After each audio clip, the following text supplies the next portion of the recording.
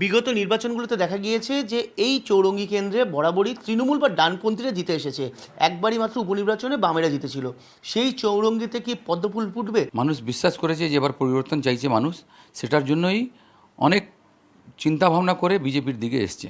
আমার খুব বিশ্বাস যে আমরা ওই চৌরঙ্গি কেন্দ্রে এবার মানুষের সঙ্গে কথা হয়েছে, খুবই উৎসাহ। যে সন্তোষ পাঠক জিতত কংগ্রেসের ভোটে, সেই কংগ্রেসের কর্মীরা বা কংগ্রেস যারা অনুগামী, তারা কি সন্তোষ পাঠককে ভোট দেবে? কারণ তিনি তো এখন বিজেপিতে। আমার বিশ্বাস অনেকে, আমি আজকে ডিক্লেয়ার হওয়ার পর অনেক ছেলেরা আমাকে ফোন করলো, কংগ্রাচুলেশনগুলো। তো আমাদের চৌরঙ্গিতেই তো আমার বিশ্বাস যে ওরাও এটা দেখে যে লড়াইটা তো কেউ নেই, লড়াইটা তো বিজেপিই আছে এখানে, আমাকে ভোট দেবে ওরা। কংগ্রেস থেকে বিজেপিতে এলেন কেন? কংগ্রেসে কোথাও কি সমস্যা তৈরি হচ্ছিল, না লড়াই করতে পারছিলেন না? না, কংগ্রেসকে মানুষ ভোট দিচ্ছে না এখন, বামফ্রন্টকে আর কংগ্রেসকে ভোট দিচ্ছে না।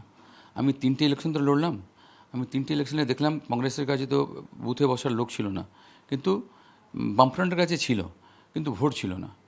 আমি সেই কারণেই যে এখানে আমি এসেছি।